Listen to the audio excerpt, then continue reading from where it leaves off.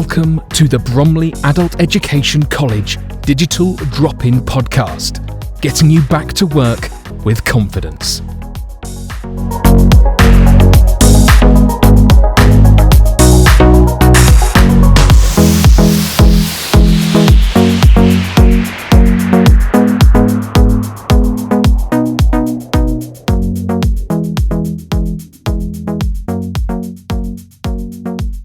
Hello, I'm Jill Collier and welcome to episode 24 of the Digital Drop-In Podcast. Today I'm joined by Cathryn Kennedy, and Cathryn works for the NHS in quite an unusual job. She's a midwife. Hello Cathryn. Hi Jilly. Thank you very much for giving up your time today. You're welcome, thank you for inviting me. And speaking about your job. So, you have been a midwife for 16 years now. 16 years. And what made you want to be a midwife? From a young age, I knew I wanted to be in quite a caring profession. Originally, I wanted to be a physiotherapist, but my qualifications weren't quite going to take me down that road.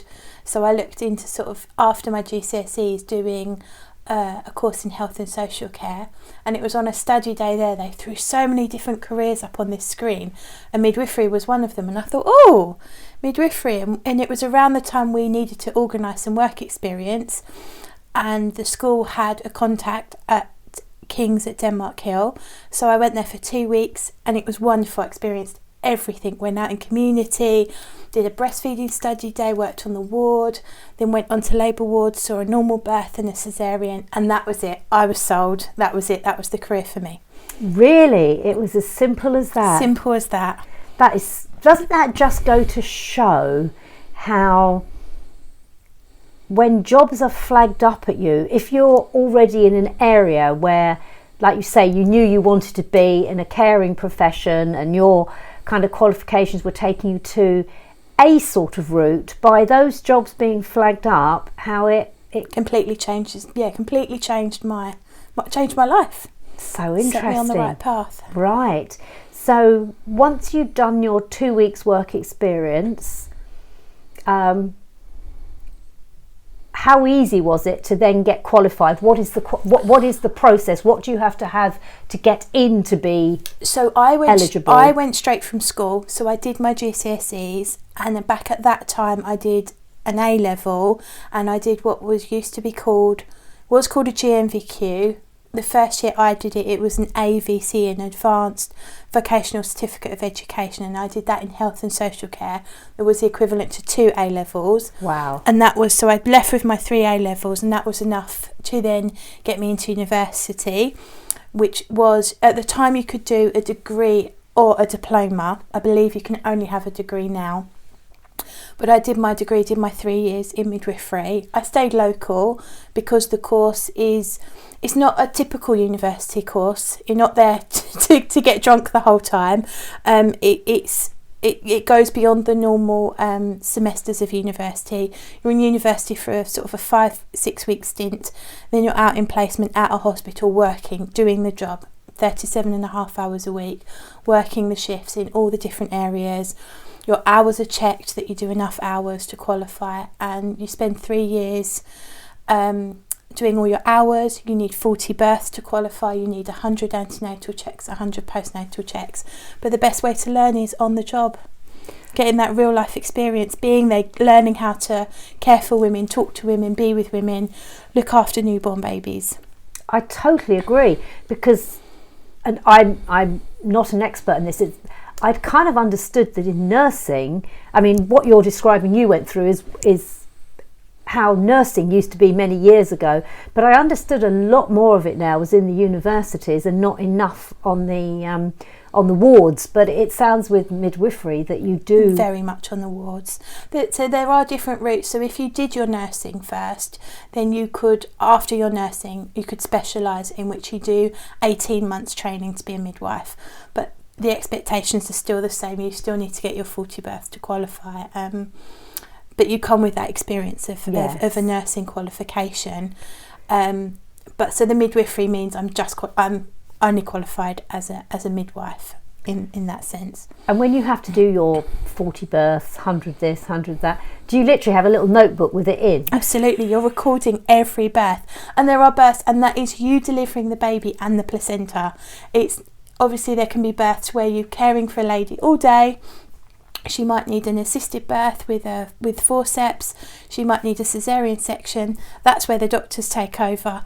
So that doesn't class, although that classes as your labour experience, but that's not your birth. So every student has a little phase where they don't go your way for your births for a little while, but then it all balances out in the end. Oh my goodness! And can you remember your first birth? Yes. Were you nervous? So nervous. I was working with a team of midwives who did what they call caseload care. So they would do on calls. So this midwife was on call for her team, and she got called. So then I said, yeah, I'll be on call as well. So I got called in, and she had the baby about 3:30 in the morning, and I was so excited. And I still remember, I won't give too many details away, but I still remember the date. She'd be 20 now. Still remember the date and her name, and it was just absolutely wonderful. Wow. Every birth is magical. Everyone is magical. I'm delighted you think that way, because I think I'd be thinking 2 lives are at stake here, the mother's life and the baby's life, and I'm kind of responsible. I would find it quite... It's a very responsible job. You are ultimately responsible, but it's recognising when things don't go wrong just like that. There are warning signs, and it's recognising when things are going not as they should be, and reaching out for help, assistance at the right time, and making sure it's teamwork. It's teamwork at the end of the day. Right. So when you were doing your training and seeing all different types of midwifery, and you'll have to tell me what they are, because the only things that spring to mind for me is antenatal, postnatal, in hospital, home births. Well, there are so many different areas that you can work in. You can work in the hospital, you can work outside of the hospital in community. Within the hospital, you can work in different areas. You could work in the antenatal clinic, you could work on the wards, you could work on a birth centre, you could work on the labour ward, you could work in the maternity assessment unit, which is a bit like A&E for maternity. You could become a specialist midwife specialising in mental health. You could work in community, going to see the mums and babies at home, or looking after them through their pregnancy. That might be in a clinic in their GP surgery. You might be a caseload midwife, which means you're on call a lot more of the time, but you have your own caseload of women that you are looking after. So many different areas that you can work in. And you don't qualify and think, this is the area I want to work in. Or you do initially, but then things change over your career. You know, your situations in your life might dictate what sort of area that you work in, if you then go on to have children, things like that. Or you just think, actually, it's time for a change now, and you change sort of the speciality that you're covering. Right. So again, this is ignorance on my part. You can't be doing a bit of everything then. You can't be sort of a bit of antenatal. Some of the roles are, like I work in a community role, so I do antenatal clinics. So I see the women when they're pregnant, I see them when they come for their first appointment, then I go out to see the mums and babies at home, then I do on-calls as well, so I can be called in to work in the unit if they're short-staffed and really busy. I can get called to a home birth as well. So I'm kind of jack of all trades, but it just means if you go to an area that, if you're called in to help, it's an area you haven't worked in for a long time, you can feel like, have they moved things? Where is everything? You can feel a little bit rusty, but we're all there to help each other at the end of the day. Right. And when you say you work in community, what does that mean? Does that mean that people know right from the very beginning, when you're seeing them in antenatal, they know that they want a home birth? Or no, does that evolve? That's how everyone comes to us, and then that evolves if we look after them slightly differently, so we'll go and see them at home, book them and plan for their home birth. So that evolves as the pregnancy goes along. They may decide they want to go to the birth centre, which is a low risk unit where there's just midwives running it, where people want their more natural birth. They have less pain relief options. They might deliver in the birthing pool, in the water. They don't have epidurals there. That's where you'd go to the labour ward for your stronger pain relief. Right. But you need to have no complications to be able to have no medical problems with yourself pre-pregnancy or during your pregnancy to have a home birth or go to the birth centre. And do you find in general people do have a preconceived idea of what they're going to want, or is that more when they go to antenatal, they're given these options and then a bit like you thinking, yes, I'll be a midwife? Is it that they see different options and then they decide? They come with maybe a slight idea in their mind, and we encourage them to do antenatal classes. And then from that, when they're 36 weeks pregnant, so they've got a few weeks left, we go through what we call the birth plan, although I call it more of a wish list because you can't plan it. No. But we go through what they would like, what they wouldn't like. I do encourage people to have an open mind because birth doesn't always go the way you expect it to. No. But to have an open mind, and that's where they've take the information from the classes and have hopefully thought about, what they want to do, and it's our way of talking through what they'd like with them. So often their ideas evolve once they understand what's involved, because they see how things quickly happen on the television, and it's not like that in reality. No. So would you say in general you enjoy your job? Is it something you would say you would say to people, yes, come and be a midwife? I love my job. It's hard work, it's long hours, it's antisocial hours, but I work with a lovely team of midwives, and what I love about the job is getting to know people, supporting them through their pregnancy journey, and knowing that I've played a massive part in that massive moment in their life, and then they'll always remember you. And then often we see them, I've been working in the same hospital for 8 years now, and you see them come back and have their second baby or their third baby, and it's just such a special, unique time in people's lives, and it's so nice to be a part of it and help support them in it. Yes, yeah, I can imagine from that side that it would be. But then looking at the obvious side of money, NHS, do you feel you're paid, or do you feel your salary has stayed in line? Maybe if you say you've been doing it 16 years, if you think of friends of yours that were doing, I don't know, comparable jobs in different areas, and now 16 years on, are you still happy that the salary is on a par? Do you feel... Salary definitely isn't on a par, and our recent pay rise after the nurses were striking still hasn't gone up in line with current inflation. It's not a job you go into for the money. It's a job you go into for the love and the care. Working for the NHS is hard. It's no secret we're short-staffed and underfunded and short on resources, but we pull together and do the best that we can. I was going to ask that question in a moment about, I understand that you're dramatically understaffed. Just before I do though, talking about the money, but you go for job satisfaction, do you not think you would rather work 40 hours a week in something that you are getting job satisfaction than to work that dreading to go in every day, hating it, but just getting a bit more money? I think you have got to enjoy your job. You've got to enjoy it. You? And I'm lucky that I work with such a lovely team that it's going to work with your friends. And have you spotted sort of differences over the years? Have you been with other teams where you've thought, well, this isn't really gelling as well? Absolutely. So then you get to really appreciate. I've had times where I've thought, I love my job, and I've had times where I'm like, no, I can't. It might be a staffing issue, it might be a team issue, it might be a travelling issue. There'll be lots of times where I think, I don't think I can do this anymore. But I don't think I'd ever not be a midwife. If I won the lottery tomorrow, I think I'd still be a midwife 1 or 2 days a week. Oh, really? So going on to the understaffing, why are we not getting enough midwives? I mean, I have to say, I don't see it advertised anywhere, but is it that people aren't aware of becoming a midwife, or there's just not the marketing for it, or it's just not a job that's popular? Why are you understaffed? I think ultimately what has changed from when I qualified, when I did my training, it was the course was funded for you, and you received a bursary, and based on your circumstances, so you'd have an income every month.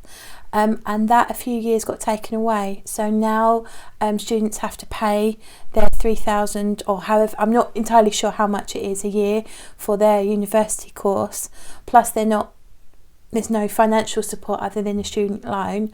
And I think that has been seen a huge drive in. We've seen a huge loss in how people are attending for. They're not attending for training because the financial implications. That's so interesting, and that was what I was totally unaware of. So, when you did your training, it was almost like an apprenticeship in a funny sort of way. Then, Absolutely, because you were, although it was a minimal amount of money, you were actually getting a bit of money, yes, or at least your fees were being paid. Whereas now, it's like any other degree. university Yes, course. Yeah. You're going to put yourself in a huge amount of debt to come out as a midwife. Wow, yeah, that is a big difference. And it's a job that at 18, it's a huge career to go into. I remember a midwife saying to me, "Oh wow, Cathryn, you're 19. That's so young."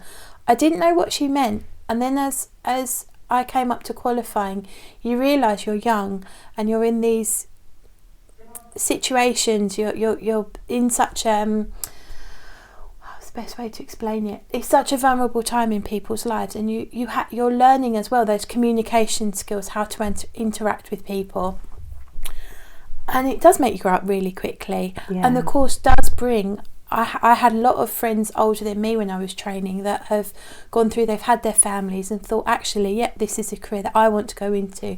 And I think now we see less of that because of the financial implications, that families can't afford to pay all this money for someone to not be bringing in an income. Their families can't always afford to lose an income. And to have to pay for all of that, yes. No, I totally get that. And I think you're right. I think midwifery, yes, you got into it very young, but I think it is something that I have known of other people either wanting to or going on to train as a midwife. As you say, almost like as a second career, they've done something, they've done the money market, they've done things and then thought, no, I want a satisfying career. And I always say, to anyone young thinking about doing it, you've got plenty of time. It's a career you could go into at any age. Don't rush it. If there's another degree, another course you want to sort of go and do first, do it, because you can come back to the midwifery later on. You can be any age to go into midwifery. You can't you? Because you bring all your life experience, skills with you, whether that's your skills from another job role, your skills from your own birthing experience. I mean, you don't have to have... You can still be an amazing midwife. You don't have to have had children to be a midwife, but we all just bring our own life experiences to it. So potentially, this is quite contentious what I'm now going to ask.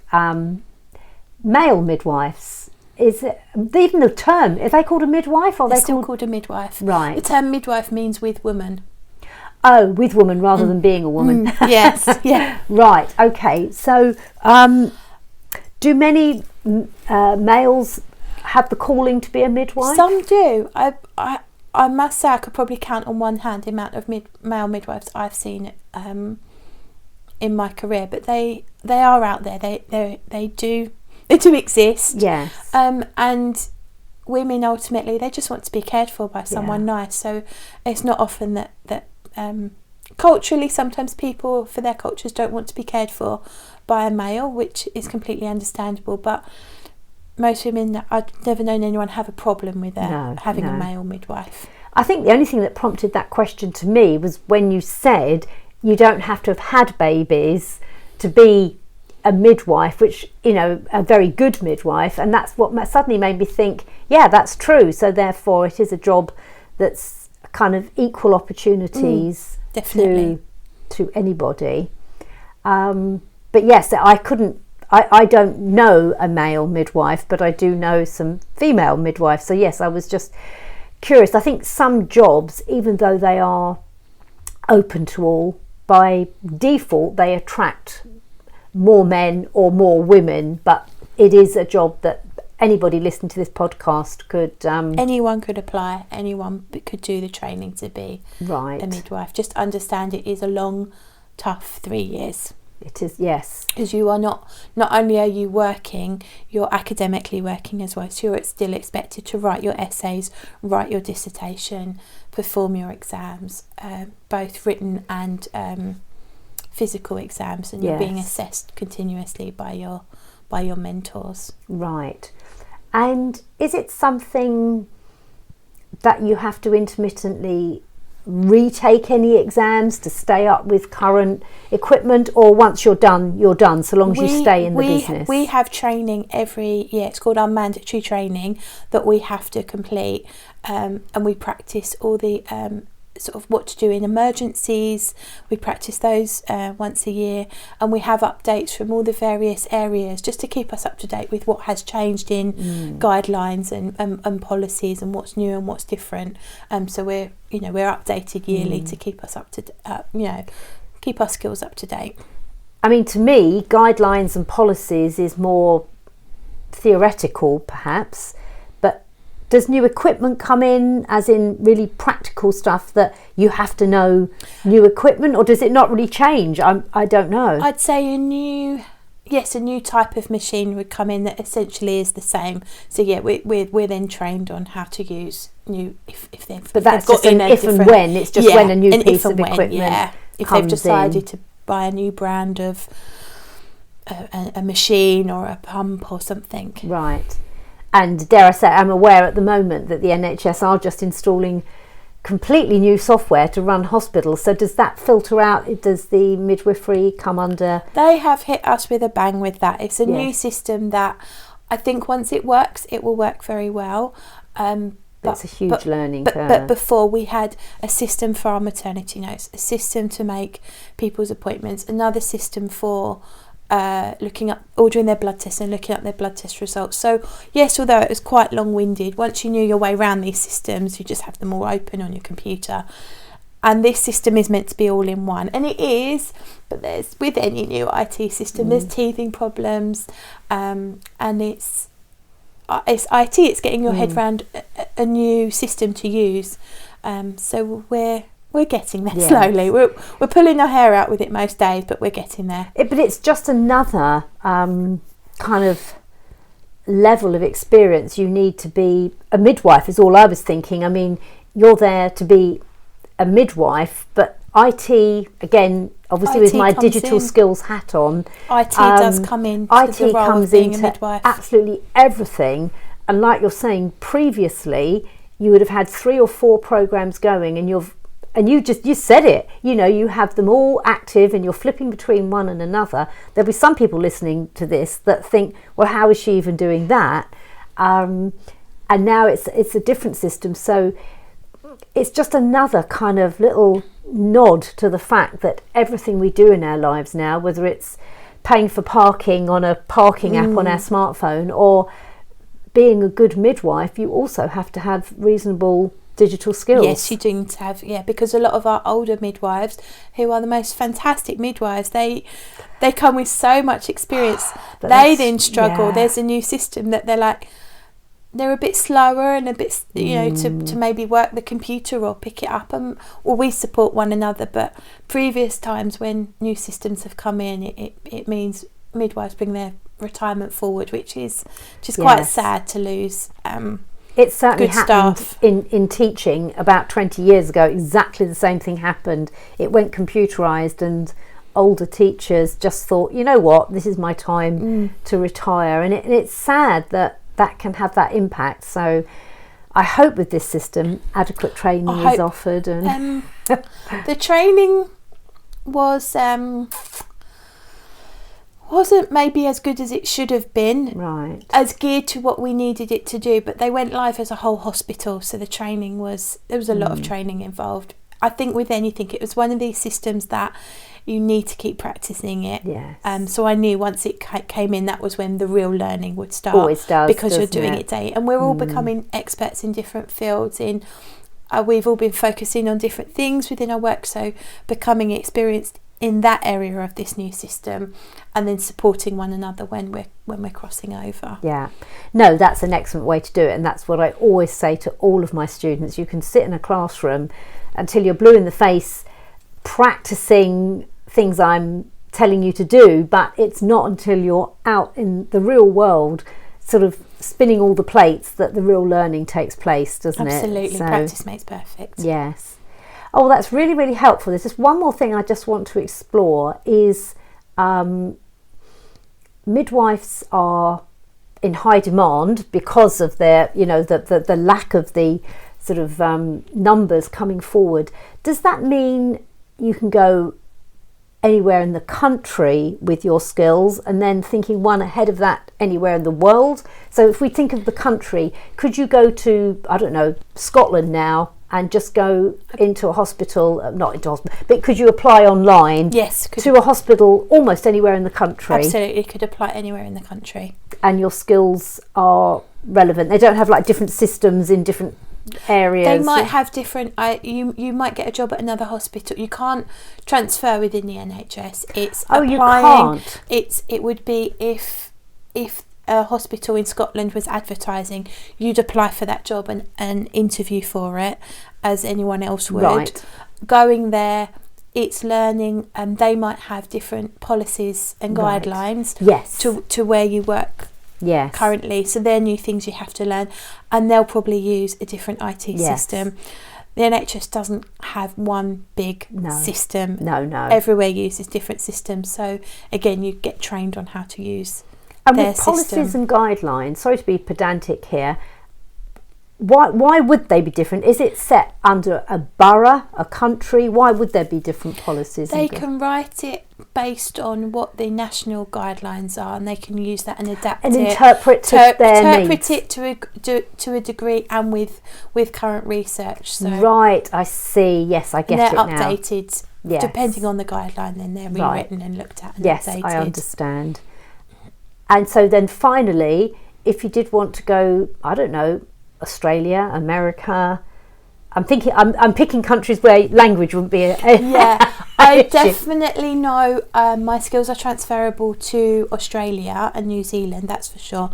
America, I don't believe I'd need to do any additional training or anything, but I wouldn't get to work in the same way as I do now. So midwives work quite autonomously, left to make their own decisions. Somewhere like America, the doctors take a lot more charge, so you're more there as what's called an obstetric nurse. Oh, okay. So on the sidelines, sort of mopping up, tidying up, and assisting, rather than being in charge of the birth itself. Right, I see. Okay, so yes, different countries sort of assign kind of different levels of expertise to different jobs, I guess. Yes, yeah. But to your knowledge, it works reasonably similarly in Australia. Yes, so. yeah. I know people that have gone over to work there. Right.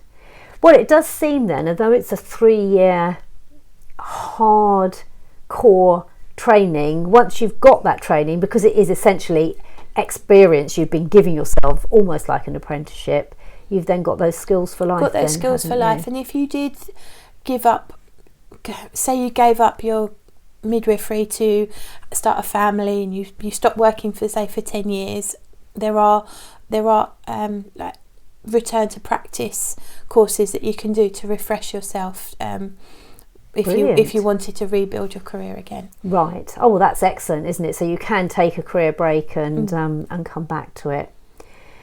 Well, that's all very, very interesting. Is there anything I've kind of glossed over that I should have asked you about midwifery? I don't think so. I think we've covered it all. Lovely. I hope a lot of your students decide to come and join us. Well, that would certainly be wonderful if we could drum up some trade in midwifery. Please do. But if not, it's just to give people a, I try and pick as many diverse kind of areas of careers, because I just think it just opens people's eyes really to what is about. Absolutely. Doesn't it? If you don't know what's out there. No, well, exactly, and that's been with you. It was, given to you as an idea, wasn't it? So, well, I really, really thank you for your time, Cathryn. Thank you for having me. And I've learnt a lot. Thank you so much. You're welcome. Bye-bye.